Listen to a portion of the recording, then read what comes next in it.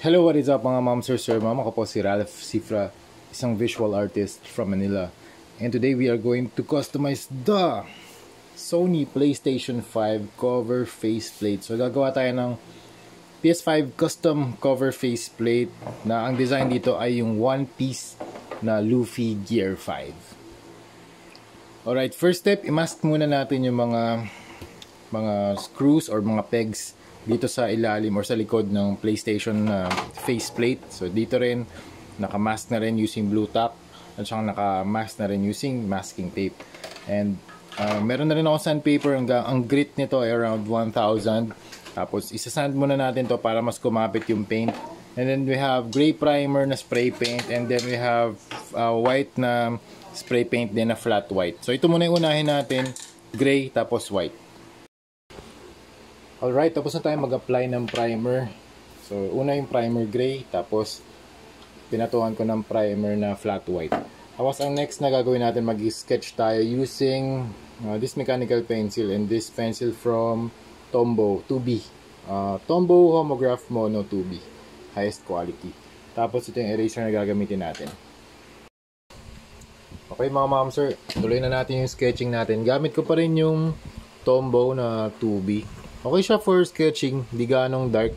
Yun lang kailangan natin for the sketch. Kailangan lang natin ng guide para mamaya pag gumamit tayo ng ink or ng paint pala. Kaya ako lang nasabing ink dahil yun yung process na gagawin natin. Parang inking style. Okay? Pero paint yung gagamitin natin. Ito yung ginamit ko for the circle, compass. Tapos dun sa guide na line, gumamit ako ng Faber-Castell na ruler. And also, ito na rin yung ating front na faceplate. Si Luffy Gear 5. Meron akong reference nito, nakita ko sa Pinterest. Same pose, pero ang gagawin natin yung sarili nating style sa pagdo-drawing, sa pag-ink, sa pagkukulay. Okay? So yun lang. Ito, shade na rin natin to. Ayan.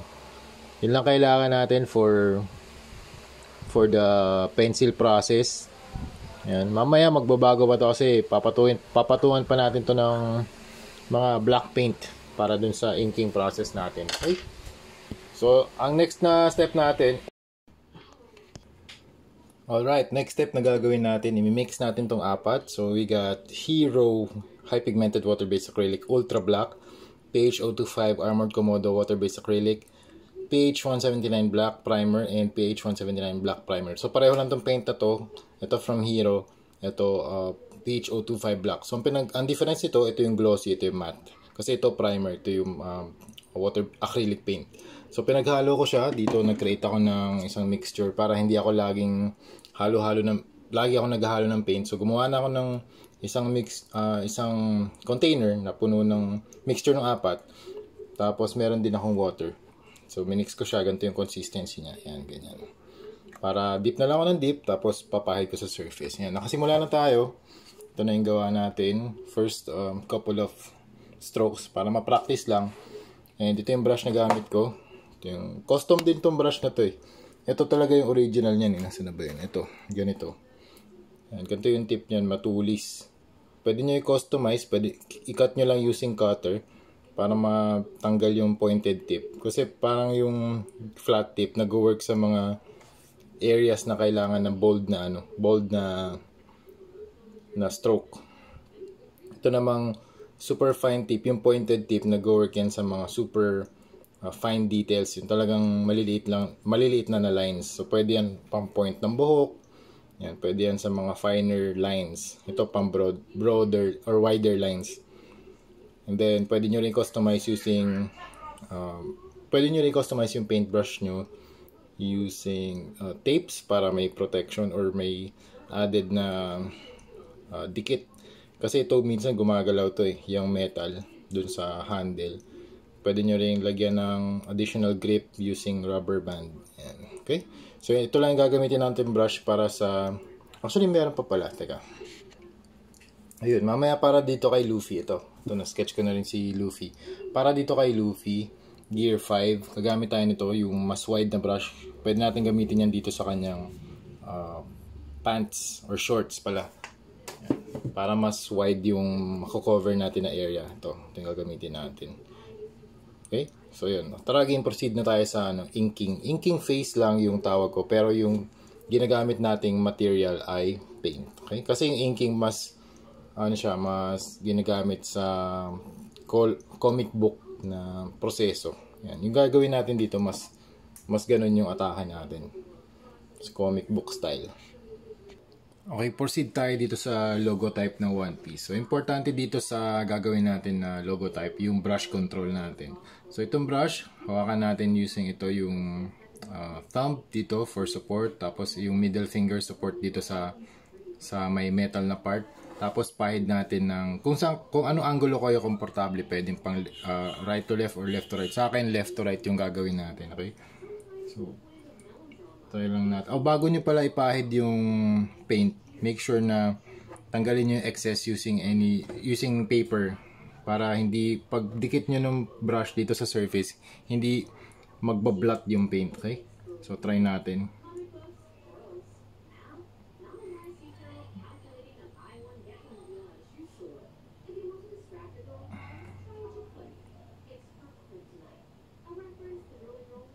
Okay. So, yan yung first line natin. Ganyan yung technique na gagawin natin sa buong logo type. Okay? So, yun. Balikan ko kayo.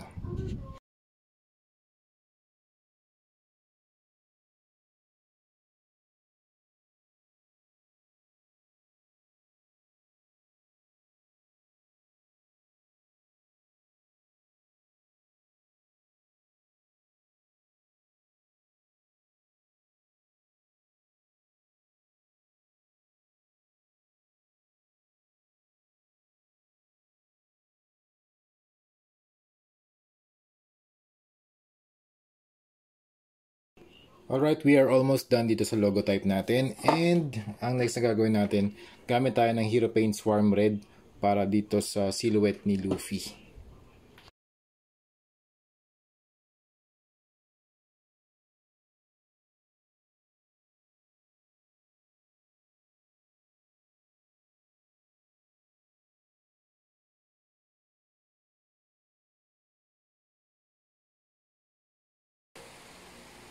Okay, tapos na tayo sa backplate. Na drawing na natin yung logo type na One Piece. So, you have the skull. Tapos, yung red na ginamit ko, warm red. Tapos, yun nga, nag-timelapse na rin tayo ng ating progress dito. So, let's proceed to the front cover. Ito na yung ating front faceplate. Gawin natin yung illustration ni Luffy. Inking face ulit. So, yan. Gagamit tayo ng Pilot Twin Marker. Yung Pilot Twin Marker, meron dalawang tips. Yung extra fine. Ito, yan, extra fine, tsaka yung super fine lang, yung fine yan. Yung extra fine yung gagamitin natin dito sa face kasi medyo mas detalyado yung gagawin natin sa mukha kasi yan yung focal point ng buong illustration. Alright, start natin dito sa face niya, lalo na dito sa mata. Very fine kasi yung kanyang eyes yung line sa kanyang mata.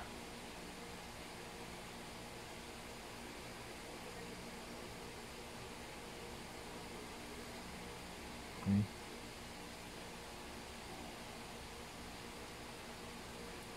Yan. That's it. Tapos, yan, ganyan lang din gagawin natin sa buong sa buong illustration.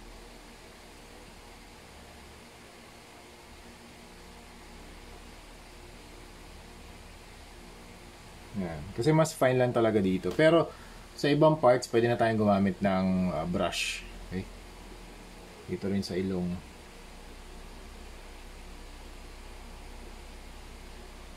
Okay. Lalo na yung mga ganyan na line, yung sobrang liliit. Yan.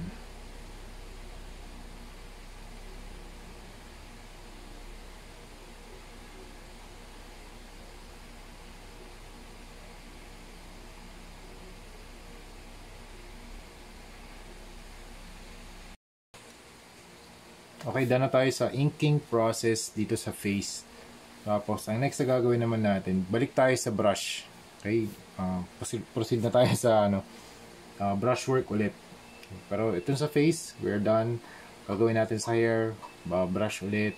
Yung same brush na gagamitin natin. Ito. Kung ano yung ginamit natin dun sa logo type, yun yung gagamitin natin dito sa sa kanyang hair, hands, and clothes sa body. Okay?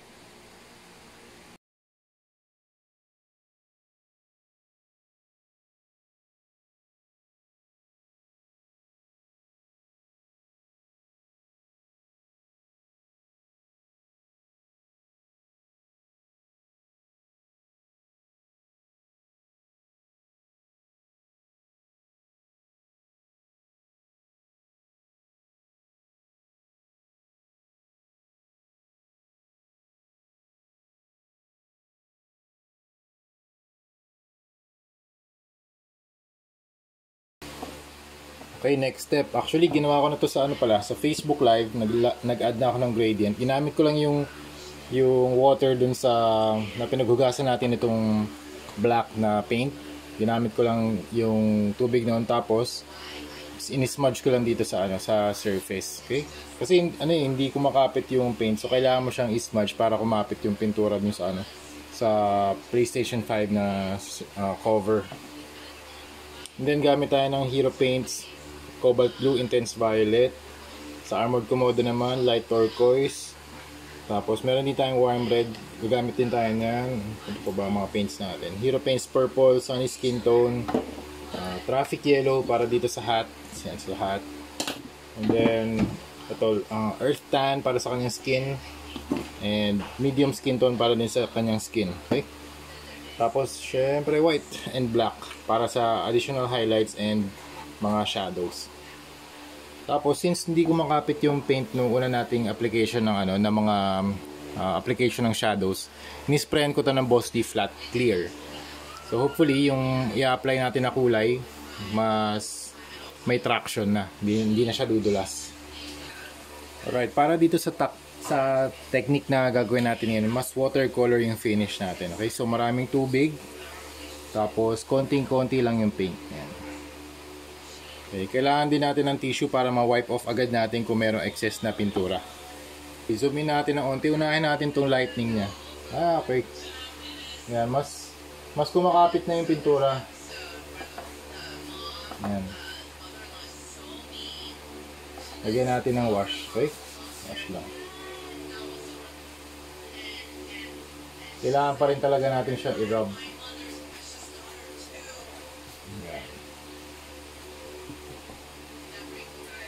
Siguro yung surface talaga na, ayan, okay. Kailangan lang ng initial na paint bago siya magano, bago siya kumapit.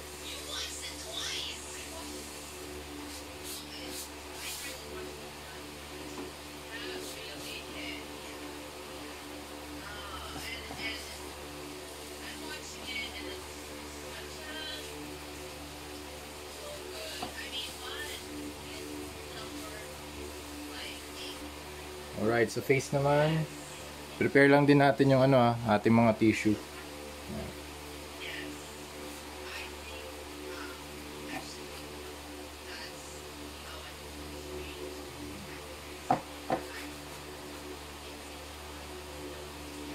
Hands. Okay.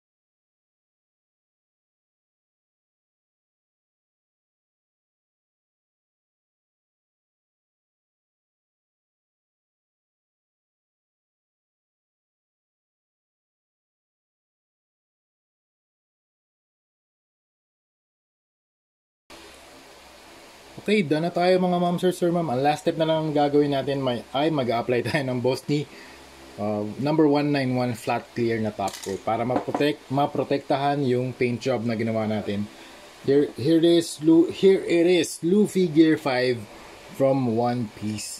And thank you very much, client from Muntinlupa, Manila City, Philippines. Ito yung front na flap or front cover, tapos ito yung reverse side niya, nakamask pa. So pag tinanggal tong mga masking tape, ganun pa rin yung ano, yung sa original state pa rin yung mga pegs para hindi mahirap ibalik sa PlayStation 5. And nandito na rin yung signature ko. Tapos ito na yung backplate, One Piece logo. Tapos yun nga ginawa natin dito, nag-apply tayo ng background na dark using cobalt blue and intense violet and purple. Tapos naglagay tayo ng lightning na design para cohesive sa look natin dito sa Luffy Gear 5 na front cover plate. Ayan. Hindi ko pa madedemo yung ano natin, yung built na PS5. Pero re-request ko kay client, pag nakabit niya to, magre-request ako ng video or photos yan para makita natin kung ano yung itsura niya pag nakakabit na sa PlayStation 5. Tapos ito rin pala, meron na rin ako signature dito sa likod. Yan. Tapos tatanggalin na rin din natin itong mga tape para actually si client na ang magtatanggal niyan para protected pa rin yung mga pegs. Okay? Hindi natin tatanggalin yan. Alright, so yun lang mga ma'am, sir ma'am. Yun lang ating project for today. Sony PlayStation 5 faceplate cover custom. Now One Piece Luffy Gear 5. Okay? And again, thank you very much to my client from Muntinlupa, Manila, Philippines. And also, ano tayo, fully booked tayo until the end of 2024. Pero, always open naman tayo for incoming na mga commissions. Yan. Ang rate ko sa mga ganitong klase custom ay $250 plus plus. Yan, kung medyo complicated yung design, 250 pataas yung ating professional fee. Okay? Alright, next project na tayo mga ma'am, sir ma'am. Thank you very much for watching and see you sa next video. Bye-bye!